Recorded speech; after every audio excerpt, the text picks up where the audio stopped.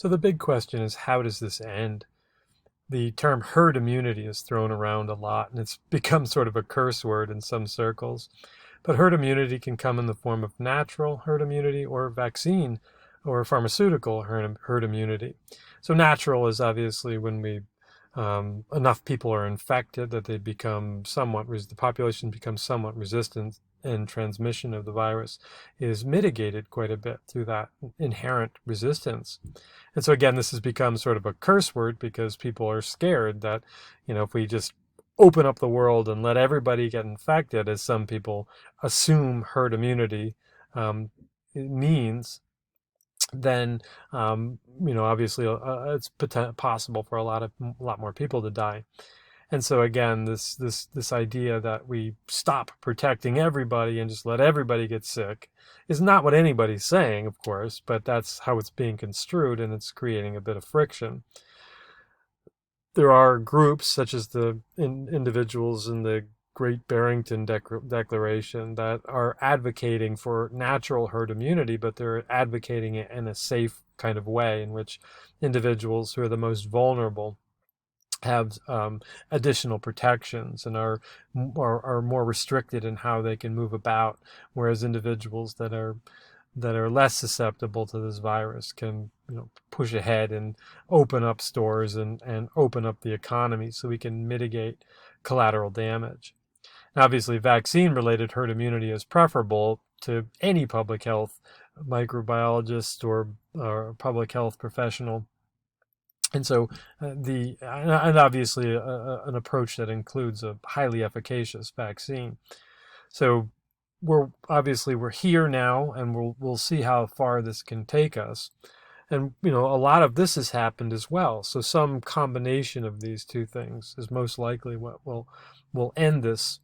Natural attenuation has to also be figured in as well. And in this particular case, you're talking about when viruses naturally move towards a lower virulence state. They don't always do this. There are examples of things getting worse before they get better. But organisms in general, viruses in general rather, seem from a Darwinian perspective to want to attenuate, to weaken. Any virus would rather be, and I hate to anthropomorphize it, but would rather be something like the common cold rhinovirus that will keep people moving around and going to work and spreading without killing them. and so a virus like Ebola usually has such limited spread because the individuals get symptoms that come on quickly and kill them fairly quickly. So they don't have an opportunity to spread very far. We know that many coronaviruses, especially ones that are beta coronaviruses, just like COVID-2, that cause seasonal colds, it's likely that these viruses busted into the population a long time ago, and we've essentially just developed some sort of immunity to them in combination with the potential for their natural attenuation. The 1918-1919 flu is an H1N1, and when the H1N1 pandemic of 2009 hit, it wasn't really a major killer in the United States. It killed a lot of people worldwide, but it wasn't a huge killer in the United States. And the reason for that is potentially natural attenuation in addition to natural and vaccine-derived herd immunity. Antivirals can also play an important role, but the question is, what do we accept? Do we accept modest improvement? Do we accept only significant improvement, and therefore the antivirals have to work really well? This is a lot dicier because, as you hopefully know, we don't have a lot of good antivirals against the most common types of virus. We've got cocktails against HIV, for example, but those are extremely expensive, and they keep the virus loads down, but they're not cures. As soon as you pull those out, and stop taking them, the virus can actually make a comeback.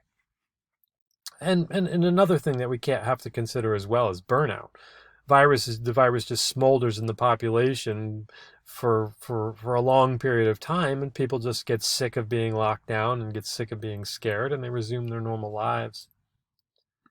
I put this slide in here in this vaccine discussion because it really sort of speaks to the industry in general and what we're dealing with, who we are hoping and banking on saving us, the vaccine industry.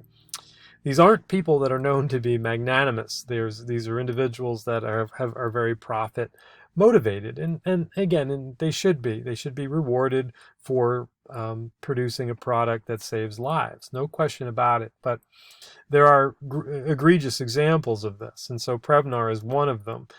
Pneumococcal infection is a major cause of morbidity and mortality worldwide. In 2005, the World Health Organization estimated that 1.6 million deaths were caused by this agent. So again, Streptococcus pneumoniae annually. This estimate included the deaths of nearly 1 million children around 5 years old. Most of these deaths occurred in poor countries, not surprisingly. The vaccine, Prevnar, is, however, primarily developed for U.S. and European epidemiological situation, which is a real nice way of saying that they formulated the Prevnar vaccine to protect against strains of strep pneumoniae that most affect U.S. and European countries. And therefore, it only has limited coverage of serotypes that cause the serious pneumococcal infections in developing countries. And this is obviously an economic thing. It's not like, United States children are dying in huge numbers from streptococcal infection as opposed to individuals in poor countries and some in Africa. So the vaccine problem can be illustrated in many ways, and influenza is a great example of it. This idea of antigenic shift. And this happens in influenza viruses. Now, what we're seeing right now with COVID-2 is not quite an antigenic shift, because shift implies a really big change. What we're seeing with COVID-2 is something called antigenic drift, which are small, minor changes. They can still cause problems, don't get me wrong, but they're more minor. With antigenic shift, in influenza, as I've talked about, this typically happens in viruses like this that have segmented genomes. So here's influenza virus 1 and influenza virus 2, and you can see the genome here in 7 different pieces, each piece encoding a different aspect of virus biology.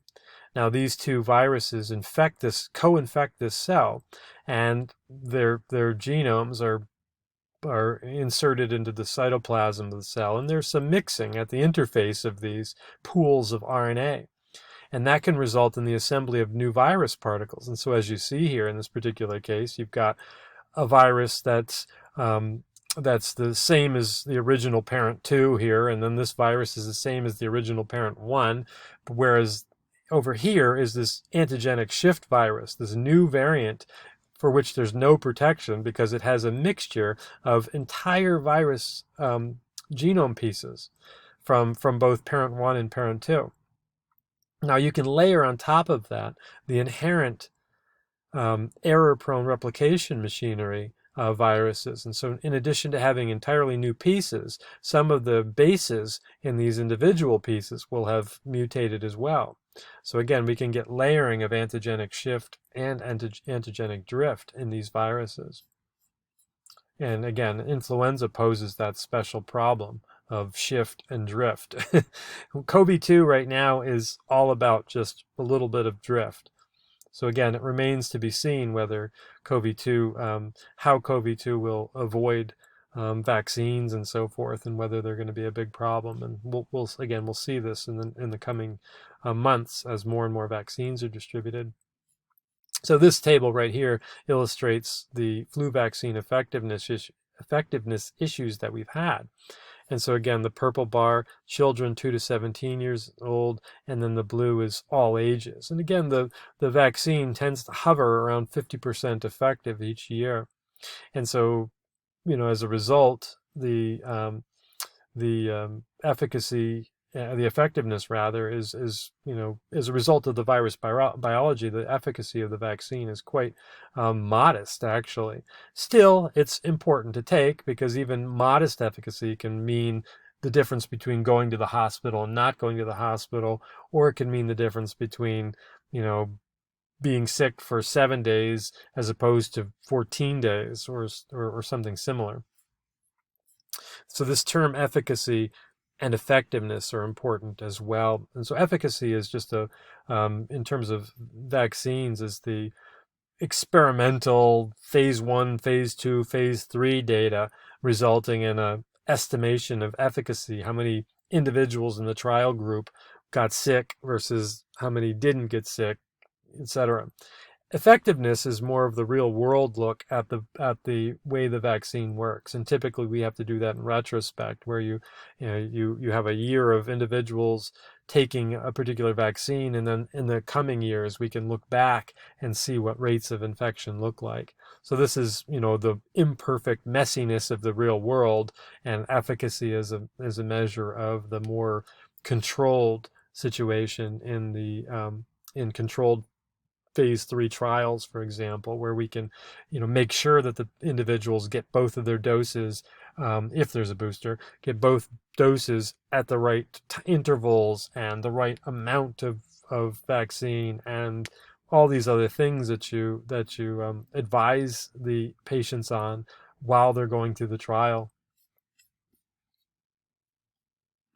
So just a little bit about vaccine ingredients. This is a generic look, and then the next slides take a more focused look on the ingredients of different vaccines that are being currently used for COVID-2. So active ingredients can include, pieces of the microbe or pieces of the genome, for example, that are required to stimulate an immune response. Adjuvants strengthen or lengthen the immune response. So, for example, aluminum, one of the scary sounding adjuvants, actually slows the release of vaccine components, and in that way can allow your immune system sort of the opportunity to produce a long, slow burn, a long, slow release of immunity, as opposed to one big bright burst and then a disappearance. And so the other thing structurally, what aluminum does is it prevents clumping. So, and again, it's a scary sounding thing because aluminum has been associated, and again, not definitively proven to be associated with the Alzheimer's, things like that. So the presence of aluminum in food is not ideal because of those loose associations to other types of non-acute diseases. But again, we know that aluminum is in a lot of different, it's an anti-caking ingredient in pancake mixes and so forth. So we ingest a fair amount of aluminum just naturally in our diet. And so again, the idea of aluminum being that toxic would definitely appear given how widespread it is. Preservatives are also important because they prevent the growth of contaminating microbes in vaccines. And so these can range from pretty scary stuff like thimerosal, the mercury-based compound, which I've made the note here, has been removed from U.S. vaccines, obviously because of the association that thimerosal has received with autism, for example, which is completely unfounded. I've analyzed tons of data sets on this, and I'm not convinced at all, but mercury is definitely a toxin. However, is mercury a toxin at the microgram doses that are present in a vaccine? I highly doubt that. And no data seems to support that either. Antibiotics are also included, and not surprising, antibiotics people have allergic reactions to. And so obviously it's important, if you know that there's a particular antibiotic as a preservative in a vaccine, you need to consult with your doctor. Same with gelatin and glycerol. These are often cryo or thermal protectants for vaccines. Both of these things can be pretty immunogenic, meaning they can cause an allergic reaction. And so again, individuals must consult with doctors in order to figure out whether or not they're going to have a reaction to a vaccine.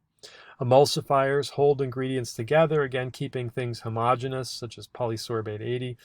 And the leftovers from production can also be pretty scary as well, like toxins like formaldehyde and glutaraldehyde that are used to inactivate viruses if you happen to be taking an inactivated type virus vaccine. These little carryovers are so minute, though, that I'm fully convinced that there's no downstream effects from the tiny amounts of formaldehyde and glutaraldehyde. I mean, formaldehyde's in a lot of things. It's naturally found in a lot of things at the same doses.